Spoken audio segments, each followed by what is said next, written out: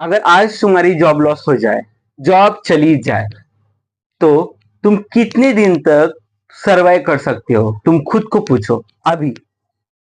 7 दिन तक, या 10 दिन तक, या ईएमआई आने तक? हार्श रियलिटी है, हार्श रियलिटी है कि सच में। ओके, तुम सच में, मैं बोलता हूँ 95% आप ये वीडियो देख रहे हैं, वो 10 दिन तक भी टिक नहीं पाएंगे, और जो 10% है वो ईएमआई तक ही टिक पाएंगे।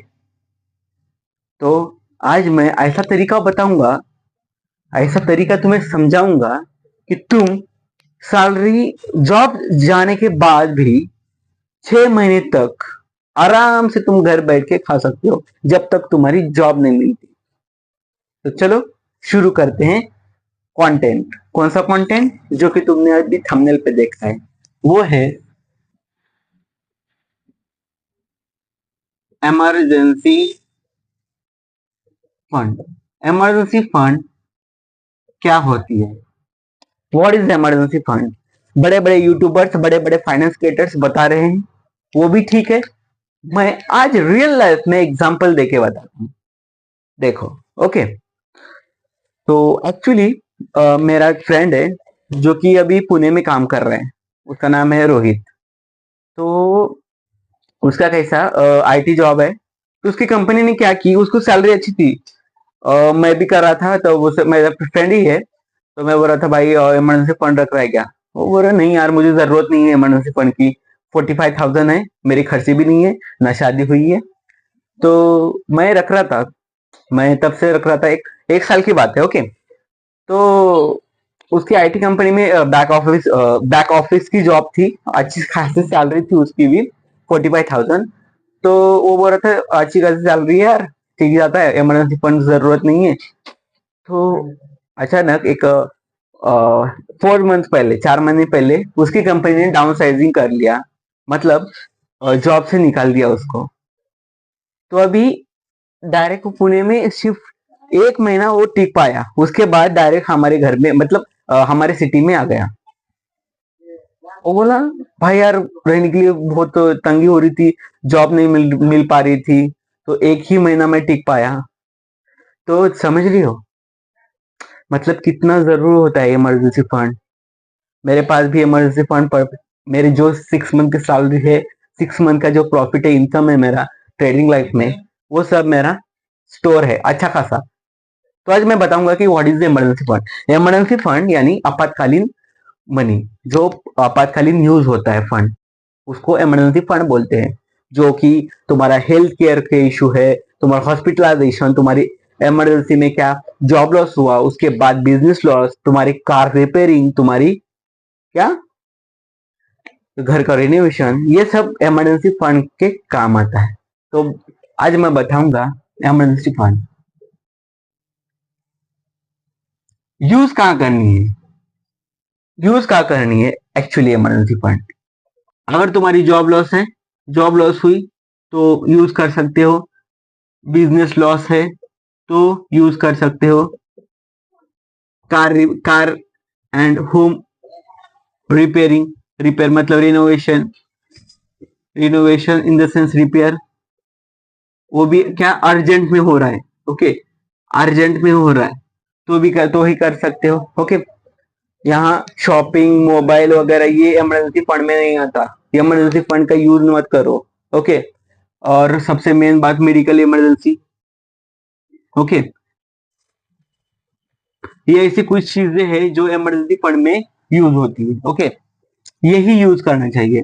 अगर तुम्हें इमरजेंसी फंड रख रहे हो तो जॉब लॉस के लिए, मतलब एक स्पेसिफिक तुम्हारा एक रहता है ना, ये काम यूज होना चाहिए। ओके, जो भी तुम्हारे वो टाइम पे काम है, इसमें से कोई भी काम है तो यूज करो। अदरवाइज तुम मोबाइल लेना है तो इमरजेंसी फंड, यार नो, शॉपिंग लेनी है तो इमरजेंसी फंड नहीं। ओके, कितनी लेनी चाहिए? How much? Okay, how much emergency fund you have? If तुम्हारी सैलरी 20,000 है, ओके, तुम्हारी सैलरी 20,000 है, तो 6 मंथ का बैकअप लेके चलना चाहिए। ओके, 6 मंथ का यानी 1.2 लाख रुपीज एटलीस्ट तुम्हारे इमरजेंसी फंड में होना चाहिए।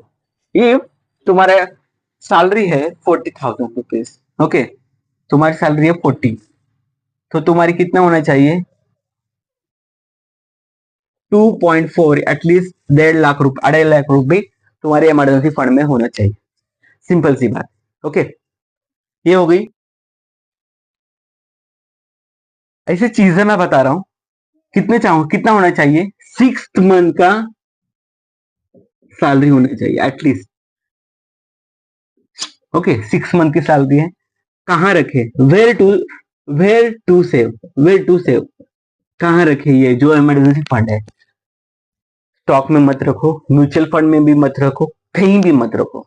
ये 6 मंथ की सैलरी इन्वेस्टमेंट से पहले रखनी चाहिए emergency fund. Okay, emergency fund होने के बाद इन्वेस्टमेंट के लिए तुम जा सकते हो। ऐसा नहीं कि पहले इन्वेस्टमेंट करो और बाद में इमरजेंसी फंड, नहीं, emergency fund first of all करो, बाद में इन्वेस्टमेंट करो। वेयर टू स्टे, तुम्हारे बैंक अकाउंट में रखो, एक स्पेसिफिक बैंक अकाउंट बनाओ, बैंक अकाउंट, ओके, जहां तुम सिर्फ इमरजेंसी फंड रखो।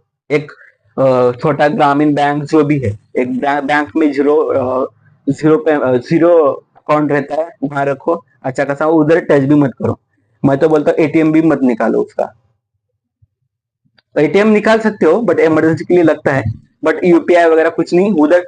वो भूल भी जाओ, भूल जाओ कि तुम इस बैंक में अकाउंट निकाले हो और इसमें मेरा इमरजेंसी फंड है, जब तक तुम्हें यूज नहीं हो। ओके, तो बैंक अकाउंट में रखो, क्यों, ये म्यूचुअल फंड्स वगैरह मत, लिक्विडिटी कम ज्यादा होती है तो लॉस भी हो सकता है उस टाइम, तो मत रखो। Okay, where to stay, where to save. Okay, ये हो गई बात। अभी मैं बताऊं क्या करना चाहिए।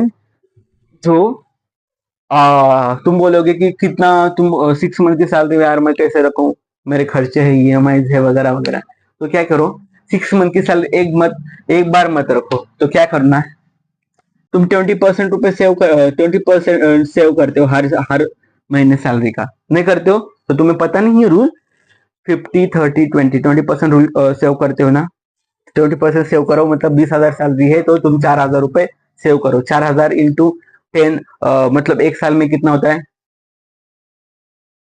कितना होता है, 28 से 30,000 रुपये होता है, नहीं, कितना होता है, 48,000 होता है।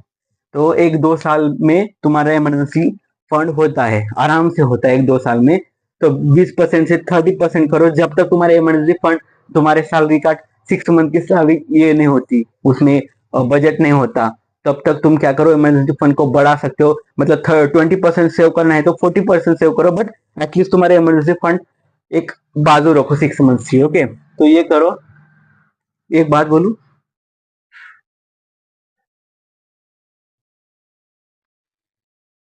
ये इमरजेंसी फंड सबको करना चाहिए। अब देखो सुनो, जब तुम्हारी वाइफ या तुम्हारा बच्चा बीमार है, तुम्हारी माँ बाप बीमार है, तुम्हारी बहन भाई बीमार है और हॉस्पिटल में गए और तुम्हारे अकाउंट में सिर्फ ठेंगा यानी कुछ 500 200 रुपए है, बट वहां पैसे लग रहे हैं, वहां पैसे लग रहे हैं, बट तुम्हारे पैसे भी नहीं है तुम्हारे पास, क्योंकि ईएमआई सब क्लियर आउट हो गए। हाँ, एट द एंड तुम क्या करोगे, भीख मांगोगे दूसरों के सामने। रियलिटी बोल रहा हूँ, भीख मांगने की जरूरत नहीं है, कोई नहीं देता, तुम्हारा फ्रेंड नहीं देता, तुम्हारे रिलेशन में सब कोई भी मदद नहीं करता। एटलीस्ट इसी वजह से तो इमरजेंसी फंड रखो, आपने गलती की वजह से हम अपनी फैमिली को झुकना ना पड़े, इतना ही मैं बोल रहा हूँ। सुनो, एक बात बोलूं, एक अपनी माइंडसेट कैसे रहता है, मेन माइंडसेट, जो मेल का माइंडसेट रहता है, वो क्या रहता है, कितनी भी तकलीफ हो भाई, बट अपनी फैमिली को अच्छा खासा जीवन लाइफस्टाइल देनी है, तो इसलिए इमरजेंसी फंड रखो। फीमेल्स भी देख रहे हैं ये वीडियो, बट मेल का थोड़ा अलग है भाई। ओके, समझ पा रहे हो ना तुम, मेल को क्या करना चाहिए, खुद के लिए नहीं है, तुम गैजेट मत लो बट इमरजेंसी फंड रखो प्लीज, ये मेरी रिक्वेस्ट है। ओके, तो चलो, मिलते हैं ऐसी तगड़ी वीडियो लेके कल के लिए, तब तक के लिए जय हिंद, जय फाइनेंस।